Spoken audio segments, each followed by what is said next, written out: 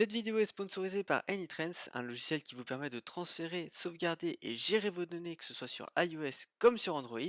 Il peut satisfaire quasiment tous vos besoins. Vous trouverez dans la description un lien vers le site de téléchargement gratuit du logiciel pour Windows et pour Mac. Vous trouverez aussi un lien vers ma vidéo de présentation d'AnyTrans. On passe maintenant au sujet de la vidéo.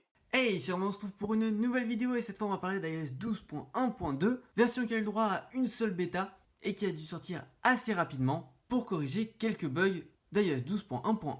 D'ailleurs, si vous n'avez toujours pas vu ma vidéo sur 12.1.1 ou 12.1, deux mises à jour majeures d'iOS 12, je vous conseille d'aller les voir, elles sont parmi mes dernières vidéos en ligne. On revient à 12.1.2 qui concerne majoritairement les nouveaux iPhones, donc les iPhones 10R, 10S et 10S Max, et qui corrige deux problèmes pouvant être assez importants. Comme je vous le disais dans la vidéo de 12.1.1, la version précédente à 12.1.2 a apporté la fonctionnalité eSIM sur ces nouveaux iPhones. Malheureusement, pour l'instant, aucun opérateur ne propose de forfait eSIM pour les nouveaux iPhones. Je parle bien évidemment en France, aux États-Unis, ça fonctionne déjà pas mal.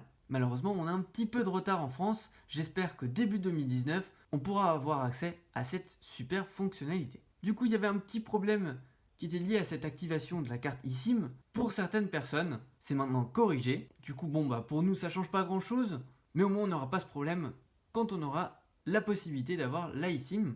Et pour ce qui est des problèmes de connexion cellulaire, certaines personnes avaient des problèmes justement avec la connexion cellulaire en Turquie, donc ça a été corrigé. Mais c'était pas uniquement en Turquie, moi aussi j'avais de temps en temps quelques petits problèmes sur mon iPhone 10S au niveau de la connexion Wi-Fi et cellulaire.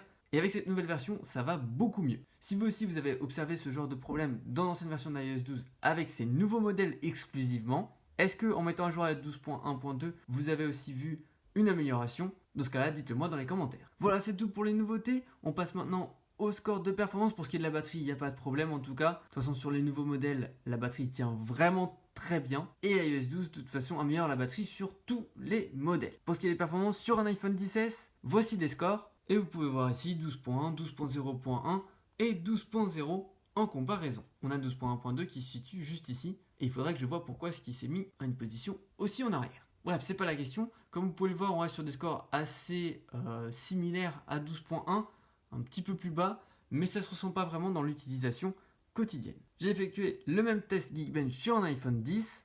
Ici, comme vous pouvez le voir, les scores sont supérieurs à 12.1. Il se trouve que ces deux modèles n'ont pas eu la chance d'aller en 12.1.1, du coup je pourrais pas comparer. On reste quand même sur de super scores pour l'iPhone 10, puisque je vous rappelle qu'à la sortie de l'iPhone 10, avec les premières versions d'iOS 11, on était en dessous des 10 000 de multicore. Et là, on est presque aux 11 000. Voilà, c'est tout pour cette vidéo. J'espère qu'elle vous aura plu. Si c'est le cas, n'hésitez pas à la liker et à vous abonner à la chaîne. Et moi, je vous dis à la prochaine. Ciao!